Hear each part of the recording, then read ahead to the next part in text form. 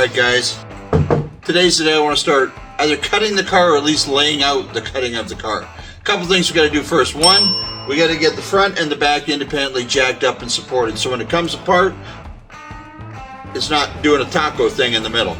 Second, we got to do our layout. Never cut a car in half before. I'm not exactly sure the proper way to do it. I know how I'm going to do it. I'll let you guys tell me in the comments where, I was right or where I was probably wrong, to be honest with you, because, this is one of those kind of things you probably have to do 3 or 4 times before you get real good at it. We're going to have to shorten the exhaust. We're going to curl up some electrical harnesses. We're going to have to shorten some gas lines, both send and return. And we're going to have to shorten up the rear brake hydraulic line and the parking brake cable, and figure out what we're going to do with the door openings. Pretty straightforward car to cut in half, I think, seeing this is a guy who's never done one before. But let me bring you in and show you what we got in here. Okay, so you remember the idea is 30 inches out of the center of this. This here is a seat bracket for the front seat. That is a seat bracket for the front seat, although I think it probably stiffens the floor quite a bit as well. Rusty area, little rusty area. Not so bad over on this side here. My idea here is this. I'm going to mark where my 30 inches is, and I'm going to cut the rockers here and take out the exact 30 inches. But when I get to the floor pan, I'm going to come in an inch and I'm going to come in an inch. So I'm only going to cut 28 inches out of the floor pans. My idea is this back floor pan, bend the last 1 inch up a little bit like a flange. This one here, bend it down like a flange. Bring those 2 flanges together, let them overlap each other, pop, pop, pop, pop, put some rivets in them, and or some self-tapping screws in them to hold the whole thing together and let me play with it a little bit, as far as getting my body line re-straightened out and all that sort of thing. Once I'm done playing with that, then I can go ahead and weld my rockers, which will be a joint in it now back here by the time I take it out and squeeze them back together. So what I think I want to do is cut this off here in this area here someplace and leave part of this and let this part overlap this part. That'll give it a little bit of a lateral strength this way here. Definitely help me to line it up. And then what we're going to try to do is I'm going to see if I can't get the air chisel out and get some of these welds broke free and maybe lift some of these pieces out and save them. And maybe later we go ahead and put, I'm thinking particularly this one here, if we can put it back in, maybe closer to the seat so it's not interfering with where our feet go, so that there's not a big hump in the floor you're standing on. I don't want it to end up, up near the foot area, but if I can keep it back here and give this floor, I might already be off on the wrong step. You guys might already be yelling at me I'm doing it wrong. That's all right. Let's jump in and do what we get. Okay, now jumping ahead just a little bit. Got one of these Harbor Freight dollies that's rated to hold 1,000 pounds. A chandelier, also known as an axle stand. It's from Canadian Tire. My Canadian roots right there. That means it's old because I've had that at least 30 years. So I got a 2-ton jack stand on top of a piece of 3/4 inch plywood on top of a platform designed to hold 1,000 pounds. My idea is if I had 6 of these, I could put 1 in each front, or the front corners, 1 in each of the back corners, and then 2 of them in the center of the car, like here and here. So basically when we cut the car, this part will be sitting on 3 jack stands, this part will be sitting on 3 jack stands. The reason I'm doing 3 and not 4 is a 3-legged bar stool will always sit flat and even. A 4-legged bar stool has got a little bit of a wobble to it, right? If the floor is not completely level or they're not completely level. So I'm going to set it up on 6 and see how we do. Okay, let me show you what I'm looking at here. This here is the strut that holds the, not really a strut, but it's the support that holds the front bumper on. The front bumper is here, but it's hard to get a jack stand under there that's not going to slip out. I'd rather it sit in the cradle of here, but then I'm maxing my jack stands way out, and that makes me uncomfortable. See, I'm at the top.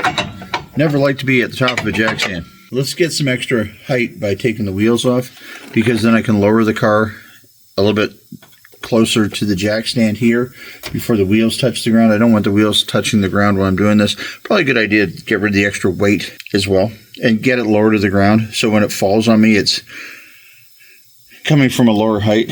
Oh man, it's gonna be right in the way of me shortening this up. Right there in the middle of the 30 inches I'm taking out, I got a catalytic converter sitting right there.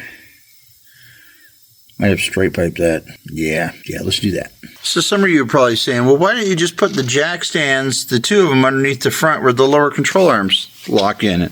And well, okay, but that's there. And then a pivot point, is the car going to flip this way or is it going to flip this way? I mean, back here we've got the weight of the dashboard and the shifter and the windshield and all that pulling this way. But up front here, the engine's kind of forward of that. So we got the weight of the engine that wants to pull down this way. It could wobble either way. You can make an argument for either way. So I really want to have that front point up here and here, and then a back point. I want the thing to sit solid, so when we cut it, we're not worried about which way it's going to go. We're safe. I think that's a better decision. Okay, so the whole front end of the car is sitting on these two stands now, and I'm noticing we're getting a little bowing in here. So in order for that plywood to sit on all four boards, which probably is what's required to get the full 1,000-pound capacities, I'm going to rip some pieces of 3/4 wood and put them underneath there.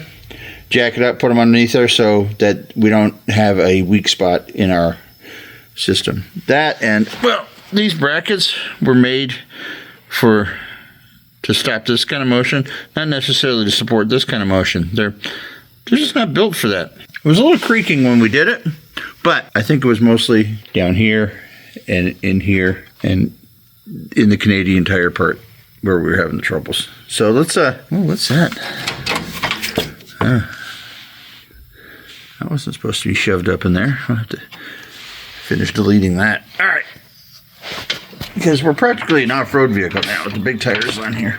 All right, we're off the jack stands. Let's go make some plywood shims. We're set on the two frame. There are frame rails on the back, actual frame rails you can get to, and the two bumper supports on the front. And so this technically now, I'll be going for Guinness World Records here, is the longest wheelbase 1984 Chrysler 600 ES turbo convertible that I've ever seen. And I don't know if it needs to be level to do this, but it don't hurt, right? Pretty close. Okay, so up front, I'm going to go right to this back frame support that goes from one side to the other. I won't be able to get my jack stand under there, but I'll put my wheels under there, and then I'll just add shims enough to get it so it supports there. That's far enough back, it's going to catch the whole weight of the engine and everything else, and it's very central. I like that. Keep it from wobbling. In the back here, well, we don't have quite as much to work with, do it? So that's the back of the floor pan for the back seat. We might be just throwing a 2x4 across there and then putting the jack stand under. I'm not sure yet.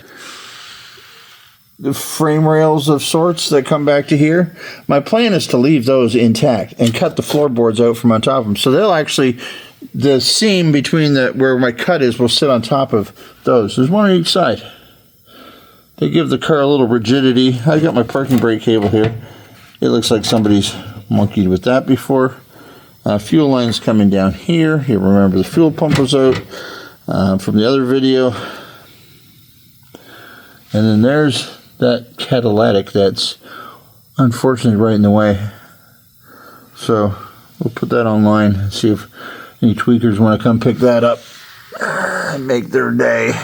Then we'll just reconnect the exhaust from here to here, and I think that's how God intended it to be in the first place. All right, final setup. Two jack stands in the front on dollies, and they are underneath the bumper supports. 2x4s, plywood, whatever it takes. We're professionals here, so we have all the good stuff on hand. Then we've got a jack stand on this side underneath the pinch weld, same on the other side, and one on the back corner on each side. 1, 2, 3, 4, 5, 6, 7 points holding the car up. I feel pretty safe working under it at this point, and I don't feel like it's going to taco to the middle at all. And now I'm ready to start laying up my lines. Okay, to give you an idea of what I'm going to try to do here, I'm going to come in here someplace and I'll cut this, then I'll come back 30 inches and cut this. This is not 30 inches, I'm just saying. That I'm going to cut 30 inches out of the side. I'll bring that measurement down. But then here, I'm going to step in an inch further, go here. I'm going to get a better marker first, because this one stinks. But after I go 30 here, I'm going to come back an inch here and go across here, and I'm going to keep some of this floor plan. Now, I know it looks really ugly, but it's just a lot of surface rust. There are a few pinholes that went through, okay, but it's fairly solid. For as old a car as it is, we're going to cut that stuff out. And then we haven't decided what we're going to do with the doors yet. Now, if we weld the doors on solid, fit them back in, weld them on solid, cut to size, tremendous amount of support through there. Because we'd be locking the hinge pins here, locking into the door striker here, just for starts, and then we're going to weld the thing up. So it gives us a lot more rigidity. Or do we want to have the door still operate if possible? Or do we want to weld the doors and then do like a cool little scoop out cut so you can get in and out easier climbing over? I don't know. Let's cut it, shorten it, and then we're going to decide that. Let's actually get a tape measure in here and figure out what 30 inches really is. So I guesstimated from here to here. Yeah, I don't know if you can see that on camera. Let me just show you real quick. 29 inches. Pretty close. I was off by an inch. So which is, this is 30, that's 28, so I averaged them in my head. That's why. No, I was just close. Okay, so what I want to do is, I've got to mark some lines through here. And I got this kind of scaly, kind of not great surface. I'm going to try taking a can of spray paint real quick and just spraying down some white, just so I've got a nice clean spot to mark on. That'll show up better than having a black line on rusty metal. I don't want to, make any errors here. So let me spray this down real quick with some spray paint. So I had an eye appointment yesterday. Doctor told me I had really good looking eyes. Made me uncomfortable because he was a guy and, never had a guy tell me that before. But he said they look real healthy. So, I'm going to try to do better to keep them healthy. Everything else is falling apart. So, I might as well, save what I got, right? So, you'll probably see me in safety glasses a little more often than not. You get to a point in your life when you realize, you know what? I got this many years left, and I got this much body left. So, might have to stretch it out a little bit, make it happen. Safety third. Let's cut a car in half. Because that's safe. Okay, so I need to start by taking my 30 inches out. And so I'm going to just lay the tape measure out here and see where I think a good spot is for that. Yeah, that's a good spot there. See on the other side? I'm going to start the metal cutting back here, the floor, but I'm going to leave this big thing that wraps around the corner. Thing looks stout. I mean, stout as you get on a cake car. But I think I would like that to tie back into the fronts of here. So I'm going to leave that piece and let it hang forward. I think it gives this back area here quite a bit of strength. The front area here where the wheel wells are, well, I'm leaving that alone. I'm not touching that, so I'm not worried about losing strength here with the A pillar. But the B pillar back here, a little concerned about that. So I'm going to leave that big chunk on there. So basically I just need to go from where the floor is flat to where the floor is flat. So if I come just ahead of the little grommet on the floor here, this guy, I'm pretty happy with the metal I've got up there and the metal I've got up there. I'll leave this grommet and I'll leave the front one. So I'm going to say that's 6 inches. So I'm going exactly 30. So I'm going to start to run the grinder through there, and then I'll probably take the sawzall and cut down through there. I don't know what I'm going to find. I've got pinch welds where the rocker comes down. So, but basically I've got an inner and an outer rocker. We're going to cut through that. Then we're going to take this piece out over here. We'll probably take the side of it off here and then see what we're getting into. And let me just have a heart-to-heart with you for a moment. This is for entertainment, all right? Don't go cutting your car in half and driving it down the highway like I'm going to do and say, well, James did it and he's professional, so why can't I do it? Well, you can do it, but don't blame me if it don't work. I don't know that this is going to work. I am just a guy that likes to work on projects, and I got a little bit of the ADHD. So I got to keep myself busy with things, and this works for me. I might cut this up and never get it back together again because I don't know what I'm doing. I need you to understand this is for entertainment purposes only. Don't follow what I'm doing as the golden rule to how to cut a car in half because, well, it might still be two halves at 80 miles an hour. I don't know. The front half's got the engine, it's just going to drive away, and the steering wheel and the gas pedal and the brake pad, everything's just going to go away from me. I don't know where it'll stop, and then I'm probably going to somersault with the back half. But I just want you to understand, you're not watching the guy here that you should be watching if you want to do this professionally. This is supposed to be entertainment, not, necessarily educational. Now, if it works, I'm a genius. Let's not get ahead of ourselves, all right? We're just having some fun here. Back to your regularly scheduled program. Okay, so there's not much you can't do without a coffee and a laser level. So I threw a line down here, and you can follow it up and over the hump, and then pick it up again over there on that far side. So what I'm going to do is I'm going to go down and mark that line there with my Sharpie so I know exactly where it is, And then when I turn off the laser, it doesn't go away. I'd say we bring this down here like this, up here on the console, so that we got this much here overlapping back here. And then we can cut that off down here. Once this is cut out of here, remember I'm coming back an inch, then once I take this out of here, then I can mark from that line to this line here. I'm gonna get all my floor work done first, or at least my lines established, before I take the sides of the car out, so that nothing moves and shifts. Just trying to keep it, you know, where it needs to be. Okay, so I went ahead and cleared this out a little bit here so I can pull the wiring harness up out of there. There's wiring harnesses hidden, they might get cut. So, you know, think ahead. Okay, there's my laser line. See, I put the tape right beside the laser line. So what I'm gonna do is I'm gonna cut on this side of the tape. That's gonna make my laser line the width of the flange. I'll do the same in the back. So I'll measure from this line to there, and that's my flange. And then when I pull it back, they'll overlap each other by that much, because this line is, you know what I'm saying. I'm gonna cut this floor piece out of here. I've got fuel lines right below here. A little concerned about that. I don't think the gas that's in them is gonna burn. It still sparks, just trying to stay away from it. I do know where the location of fire extinguisher, and there's a spare one over there by the wall too. I got lots of them lying around because, well, it's my shop.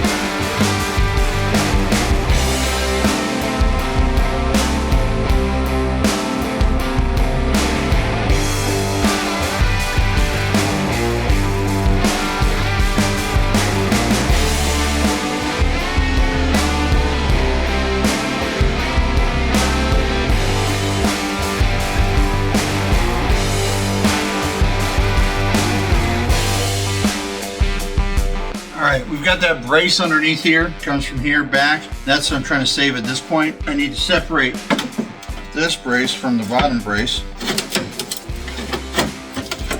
Keep as much of that bottom brace in there as we can. We'll obviously have to come back and weld up some little spots where I nicked it with the grinder and that sort of thing, but I'm not too worried about that.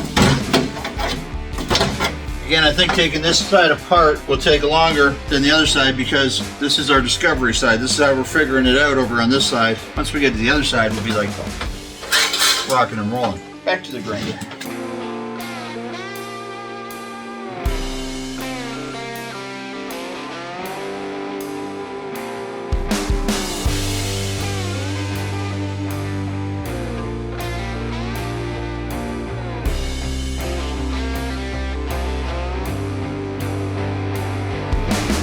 So what I'm trying to do is keep this bracket here. This bracket is fastened to the floor up here. When I bring this back floor forward, I'd like to be able to tack weld to this here along the way, because that's going to give it a lot of structural strength on the other side. Seeing as this is where you step in and out of the vehicle, I really want to save that underneath the floor. So what I'm basically doing is bending the metal back to find the spot welds, and then I'm just grinding the metal a little bit thinner on top so it doesn't damage any of the metal on the bottom. But I'm trying to do this as carefully as I can so I maintain some of the structural integrity that was here, because I understand I'm taking a lot of the structural integrity away.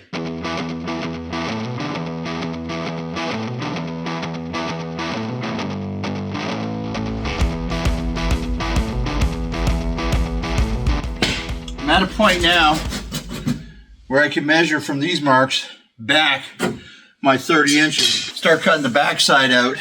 So that's exactly what I'm going to do.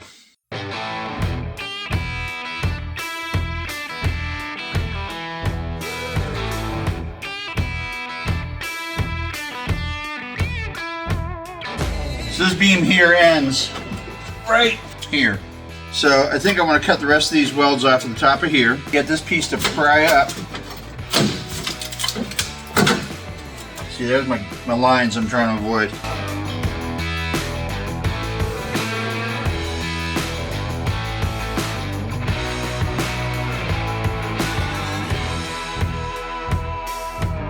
The tiniest little nicks always bleed the worst. I hate that, but anyways, no worries.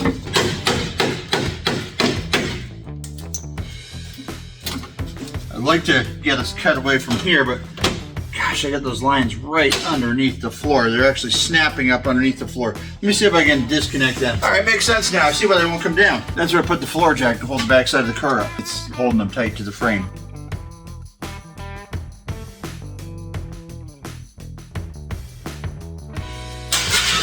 All right, all lines intact.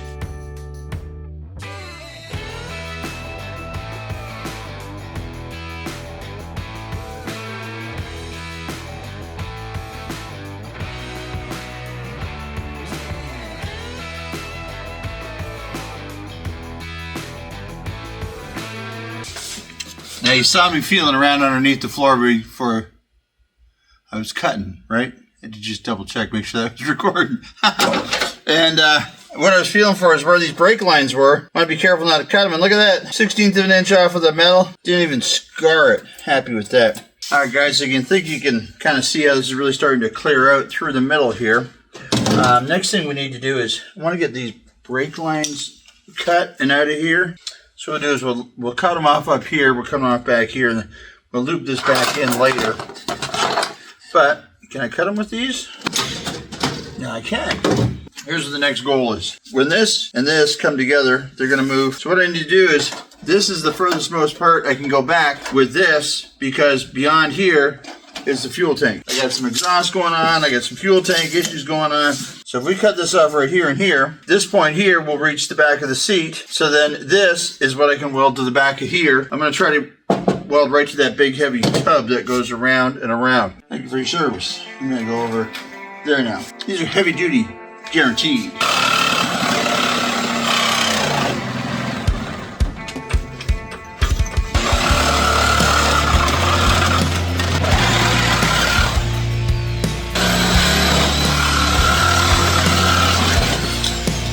How do you think I'm doing? This would be a good time to go down in the comments and say, you know what? You're doing that the exact same way I would do. Or time to go down in the comments and say, you are a freaking idiot, dude. That's not how you do that at all. I don't care. Got thick skin. My car, not yours. Not gonna hurt my feelings. And some people say the funniest things in the comments. You're adorable. Adorable. So that's all cut out right through there.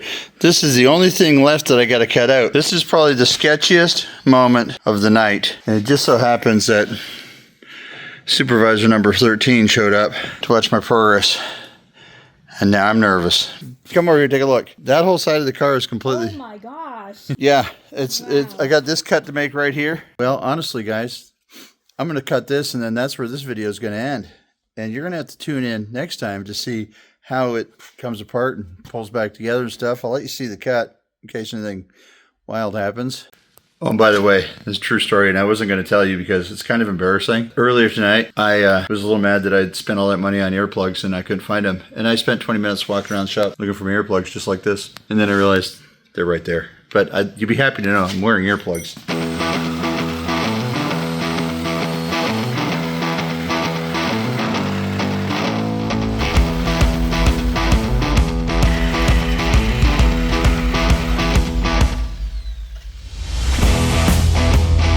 That is that. That right there, folks, is a high performance 2.2 liter fuel injected, turbocharged front wheel drive piece of crap. But it's my piece of crap and doesn't take up as much parking spaces anymore. Should I just gently nudge it and see if it rolls back, or should we wait till next week? Wait till next week. You sure? Oh, we're gonna gently nudge it. Oh my gosh. This plate, look at this. This beam is going to slide right up underneath the floor. It's going to allow me to tie that in. These are going to come right together. I did think about this ahead of time, and I wasn't sure how it was going to work, but this has got to get 5 inches tighter. See the space here? I'm either going to have to lose 40 pounds, or this is going to be my wife's car, because the getting in part. Gosh. Yeah, baby! I'm sitting in the back seat of a Chrysler, driving from the back seat. And I'm not Shaquille O'Neal by any means. This project has been something I've wanted to do for a long, long time. I've wanted to cut a car in half. I appreciate you watching. I appreciate you putting up my silliness and my crazy ideas. But we're not there yet. We're going to join these two pieces together. So remember to hit the subscribe button. You don't want to miss the second half of this one. Are we going to have workable doors? I don't know. They look kind of cute going from 50 inches down to 20 inches. Don't you love it? I love it. Like, comment, subscribe. I love reading the comments. So let me know if you would have done it different. Again, it's my first time. It won't be my last. I'm having too much fun. Thanks, guys. See you on the next one.